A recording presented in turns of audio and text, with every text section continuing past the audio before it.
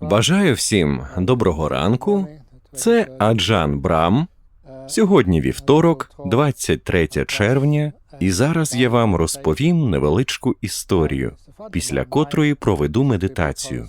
Я пам'ятаю сьогоднішню дату лише тому, що вранці ми дізналися, що хтось прийшов минулої ночі в наш монастир і обікрав скриньку для пожертв. Та ми повинні відпустити цю ситуацію. Іноді я замислююсь над питанням, в чому моя роль, і що я маю робити, коли трапляються такі речі, і коли вранці я побачив порожню скриньку для пожертв, то подумав, сподіваюсь, що тому, хто взяв ці гроші, вони принесуть радість, і він використає їх з користю і задоволенням. Адже всі пожертви, які ми отримуємо, спрямовані на допомогу всім живим істотам. Так, вони покривають наші втрати, але головне призначення монастиря і монаха – не бути багатим і жити в розкоші, але мати достатньо комфорту, щоб бути здоровим. Та коли трапляється щось подібне, ти все одно бажаєш щастя і здоров'я кому завгодно, в чиїх руках опиняються ці гроші.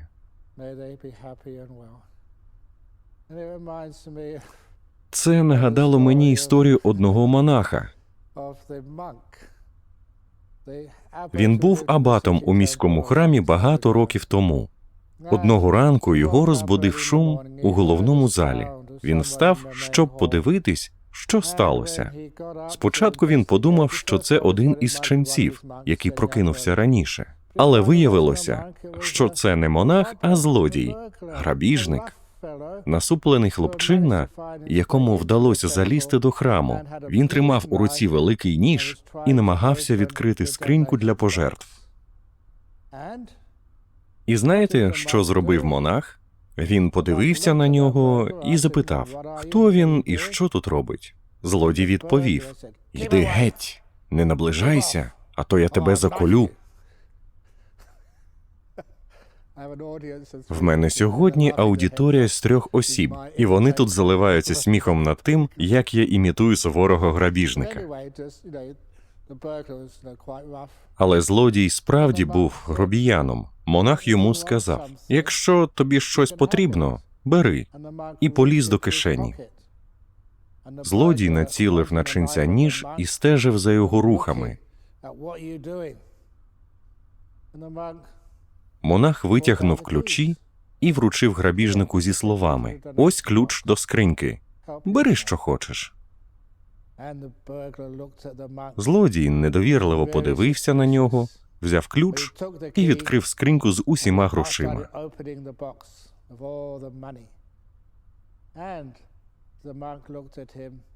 Монах спостерігав за ним, а потім запитав, «Пане, коли ви востаннє їли?»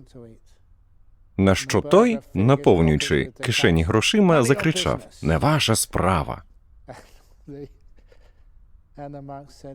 Монах продовжив, «Гляньте, там в буфеті над скарбничкою є залишки їжі, можете взяти». Злодій вигукнув, «Це якийсь підступ, чи не так?» Монах відповів, «Ні, пригощайтесь, будь ласка». Грабіжник, вже наповнивши кишені грішми, відкрив буфет, де й справді було багато їжі, та почав наповнювати кишені ще й нею. Виходячи, він наставив на ченця гострий ніж і наказав, щоб той не звертався до поліції. Монах відповів, «Чому б я викликав поліцію? Ви нічого не вкрали. Я сам вам все віддав. Тож ідіть, гарного вам дня». Тож злодій пішов.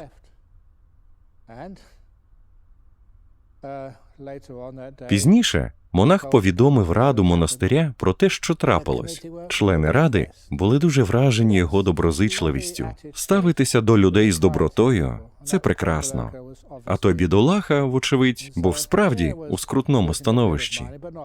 Так вони втратили гроші, але не так вже й багато. Через кілька днів монах помітив у газеті, що грабіжника впіймали під час пограбування будинку іншої людини, яка не виявилася такою ж доброзичливою.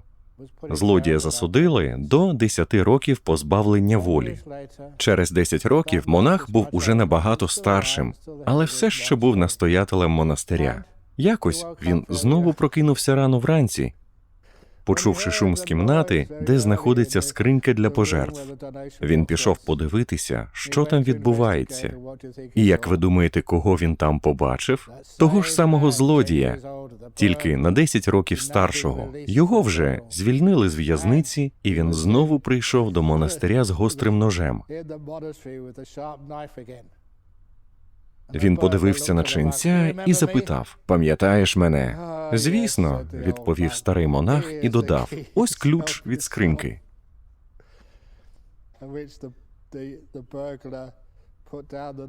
Злодій поклав ножа, посміхнувся монаху і сказав: «Останні 10 років у в'язниці я думав про тебе кожен день. Ти був єдиним, хто поставився до мене з добротою, хто проявив співчуття і намагався допомогти мені. Я зрозумів, що востаннє я вкрав з вашого монастиря не те, що насправді було цінним. Тоді я хотів грошей та їжі, а тепер я повернувся, щоби знову тебе пограбувати. Але цього разу я хочу вкрасти таємницю твоєї доброти і мудрості. Будь ласка, прийми мене за свого учня». Таким чином, злодій став монахом. Гарна історія. Вона заснована на розповідях, які я чув і читав у багатьох місцях Таїланду та Шрі-Ланки. І це прекрасна історія про сенс духовного життя, а також про те, що замість обурення через втрату грошей можна побажати, щоб та людина отримала радість від них та навчилася мудрості і співчуттю. В монастирі є декілька книжок про Дхамму у вільному доступі, але жодної з них він, на жаль, не вкрав. Треба було б поставити табличку з написом: «Хто хоче пограбувати скриньку для пожертв, будь ласка, візьміть також 2-3 екземпляри книжок як подарунок». На прикладі цих історій ми можемо побачити, що зазвичай трапляється. Люди обурюються і засмучуються, але гроші вже не повернути. Вони зляться, що втратили свої гроші, але тим самим крадуть свій власний спокій і щастя. В мене можна вкрасти гроші, але не те, що робить мене монахом. Спокій, щастя, співчуття і радість. Це найважливіше в цьому світі, саме тому ми маємо це берегти. Що стосується нашої практики медитації, сьогодні буде лекція з інструкцією, як медитувати. Ця історія – прекрасний приклад. Незалежно від того, наскільки ви зайняті в житті усілякими проблемами, справами, труднощами, які вам потрібно вирішувати, й обов'язками, які ви повинні виконувати, не дозволяйте цьому всьому красти ваш спокій, щастя і мир. Ми працюємо, виконуємо свої обов'язки, розв'язуємо різні питання, але навіщо? Я, як старший монах, роблю це все для того, щоб потім насолодитись хвилинами спокою. Чим краще я зорганізую свої справи, тим більше спокійних моментів у мене буде. Іноді я закриваюся у своїй печері, в якій я живу, сідаю на підлогу і забуваю про весь світ, про всіх злодіїв, будівельників, про погоду і про всі обов'язки, які я маю виконувати. Адже моїм головним обов'язком є зберігати спокій. І якщо це означає бути доброзичливим до когось, то я буду. Звичайно, так жити для мене набагато веселіше і, безумовно, дуже важливо.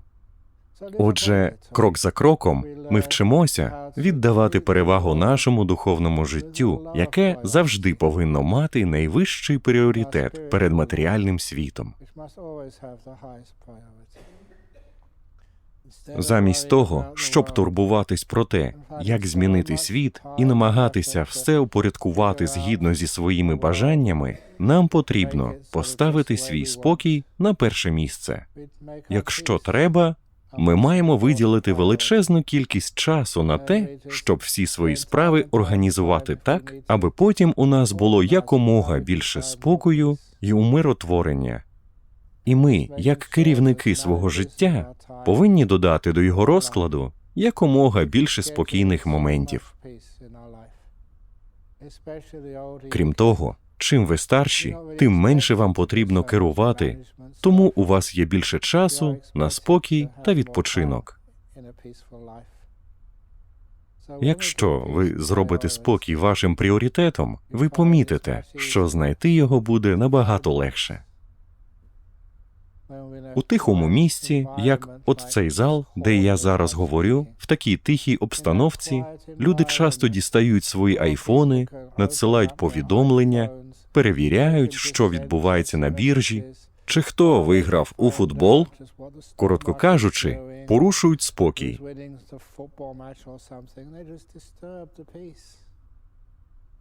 Залиште це все на інший раз, на інше місце.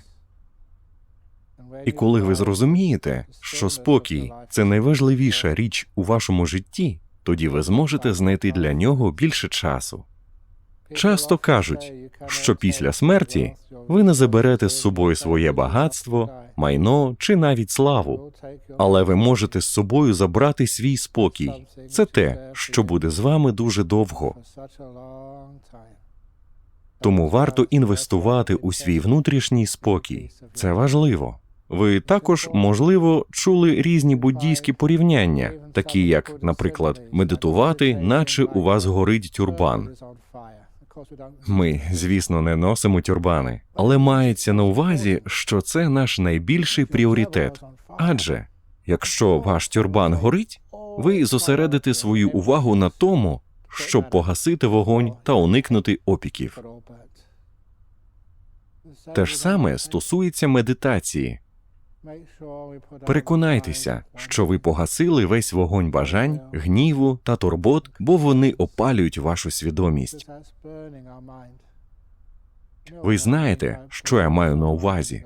Численні турботи спалюють наш розум, викликають стрес і спричиняють величезну кількість психологічних і фізичних проблем зі здоров'ям. Погасіть це полум'я і просто будьте. Знаходьте моменти для відпочинку, тому що вони важливі.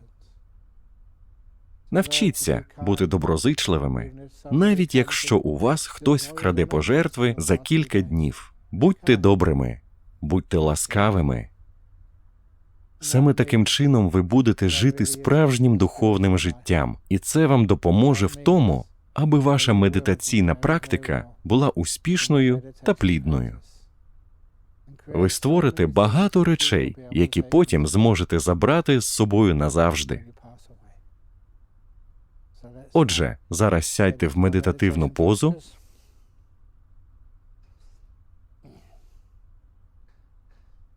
Заплющіть очі.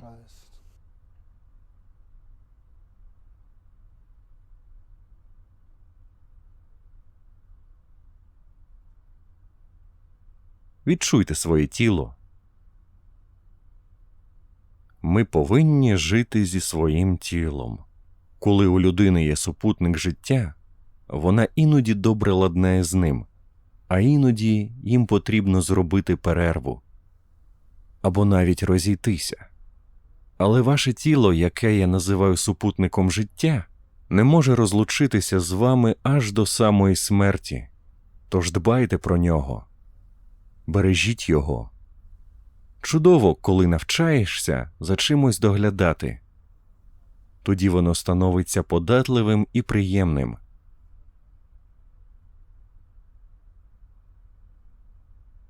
Тож я піклуюся про своє тіло. І, як завжди, я починаю з ніг і питаю, як вони себе почувають. Ноги, як почуваєтесь? Таким чином, я звертаю увагу на свої ноги. Питаю їх, як вони. Відчуваю їх. Сиджу і відчуваю, що у мене трохи напружене ліве стегно, тому що я, напевно, занадто багато медитував вранці. Тут нічого більше додати. Просто після довгого сидіння ноги бувають напружені, тому я їх розслаблю, зміню положення. Я завжди слідкую за ногами і їх комфортом. Завжди зупинюся і подбаю, щоб їм було зручно.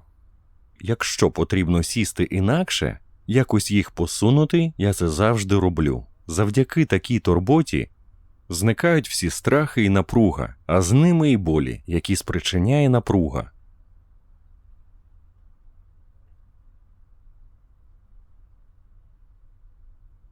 Почуття безпеки розслаблює. Те саме стосується і моїх сідниць. Це досить звичайна частина тіла, яка, однак, може сильно впливати на медитацію. Якщо я не сяду зручно на подушці, у мене можуть заніміти ноги, неприємне відчуття, поколювання і повзання мурашок. Тому потрібно стежити за тим, аби сідниці були правильно збалансовані на подушці.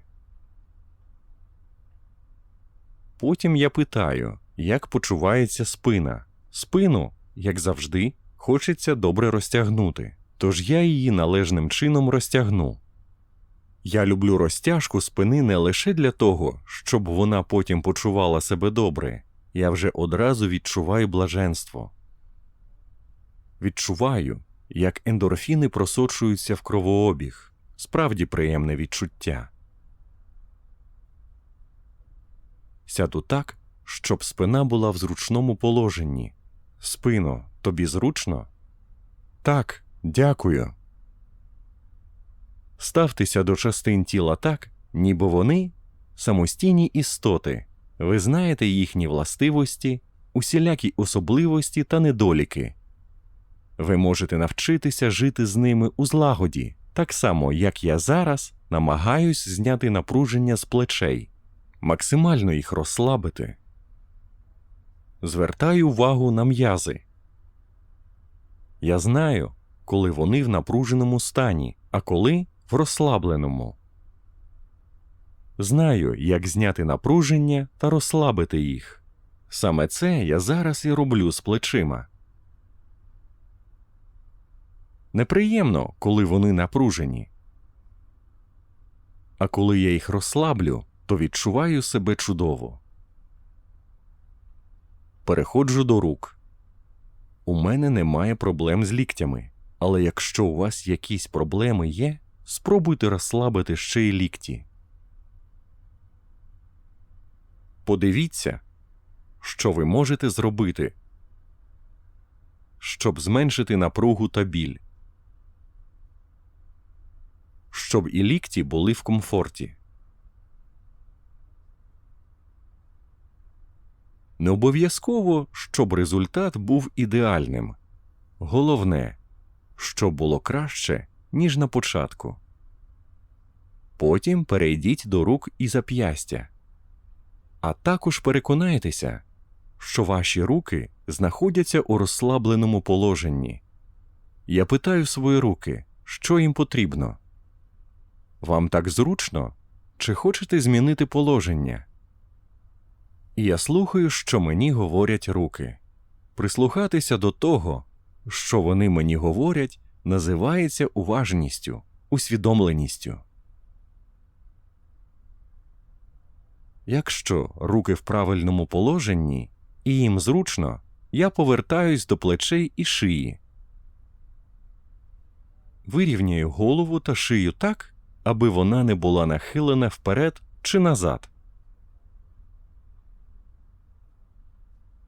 Вона у рівному положенні.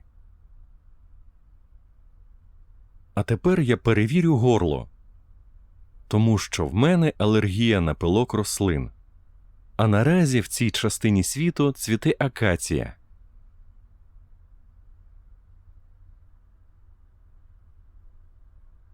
Я розслабляю горло. Звільняю якомога більше напруги. Як це зробити? Методом спроб та помилок.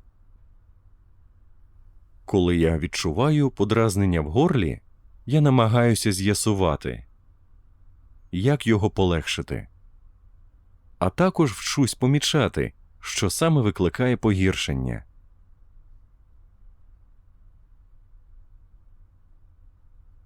Я зосереджую увагу на одній частині тіла і вчуся.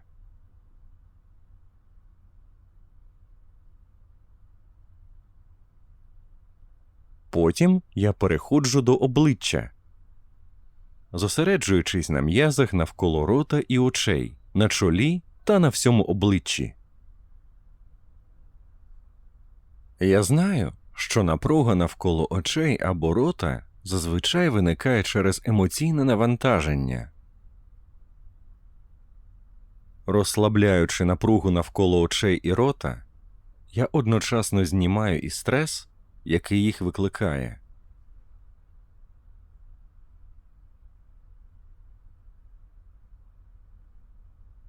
Я розслабляю обличчя так, аби воно було у стані повного спокою.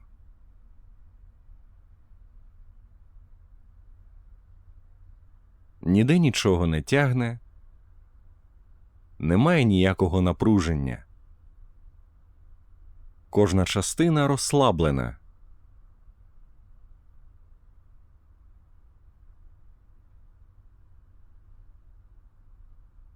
Я сприймаю все своє тіло як єдине ціле.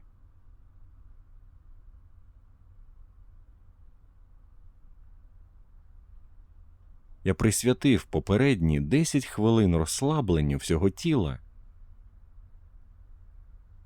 І тепер воно почувається дуже добре. Блаженне відчуття. І на цьому блаженному почутті в тілі я зараз зосереджуюся.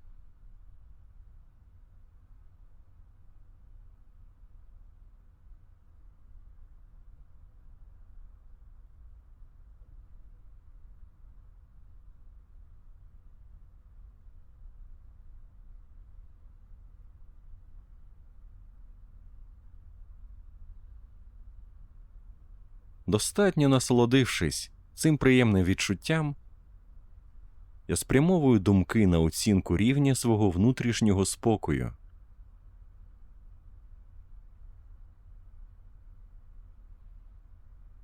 Наскільки я спокійний або схвильований?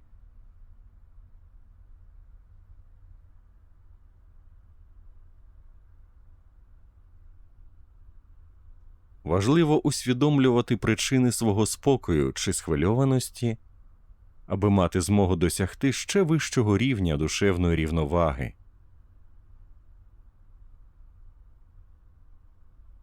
Ви помітите, що коли ви спокійні, розум не має бажання блукати, тому що йому подобається перебувати у спокої.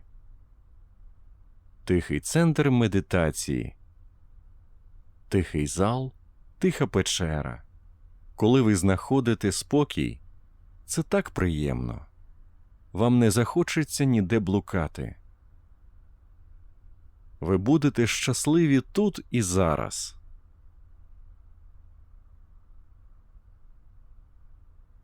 Ви відчуєте задоволення і щастя, що ви саме тут.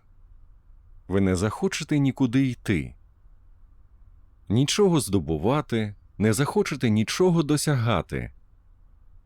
Ви просто хочете бути тут у цю мить.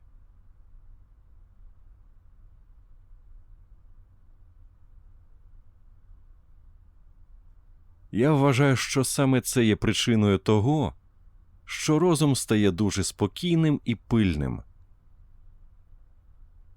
Адже енергія не витрачається на відволікання, вона зосереджена в теперішньому моменті в одному місці. Тому енергія оживає і сильнішає.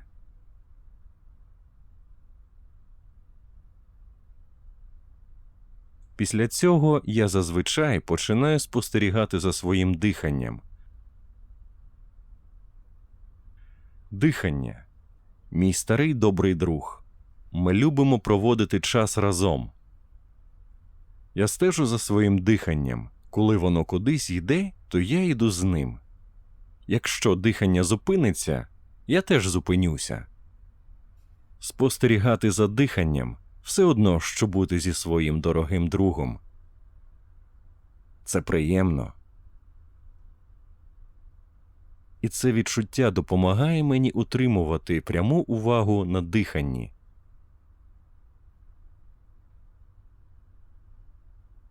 Зараз я мовчатиму 5 хвилин і знову почну говорити в кінці медитації.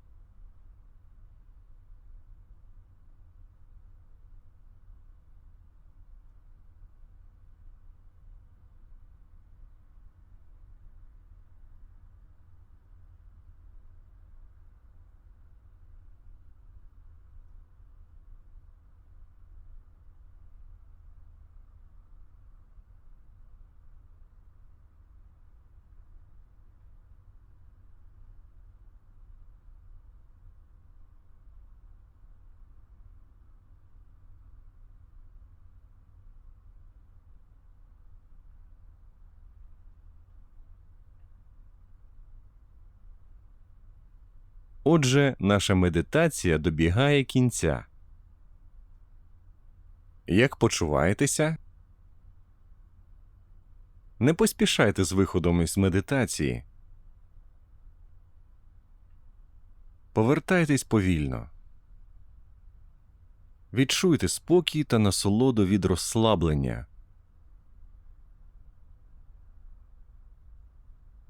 Щоб оцінити вплив медитації на ваше здоров'я та самопочуття.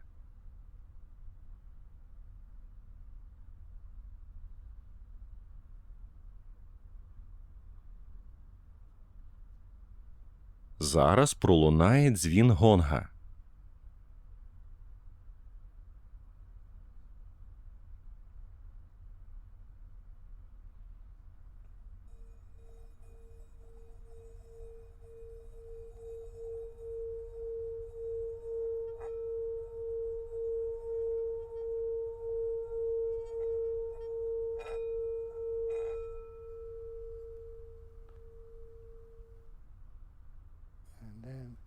А нині в мене для вас благословення. Особливо для того грабіжника, який минулої ночі забрав усі пожертви. Нехай він або вона буде щасливим і здоровим.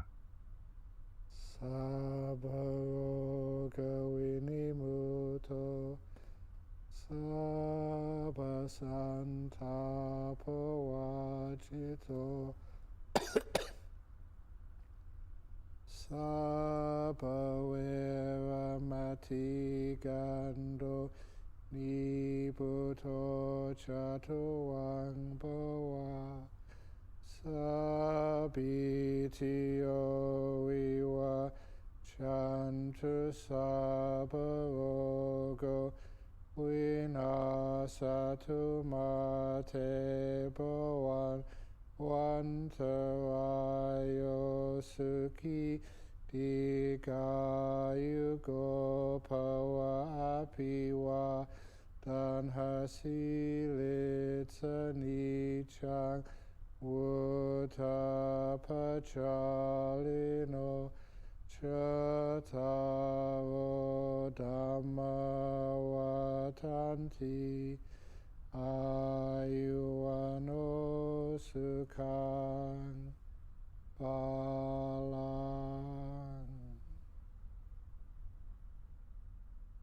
May you all be happy and well. Lots of good health and lots of peace in your life. Sadhu, sadhu, sadhu.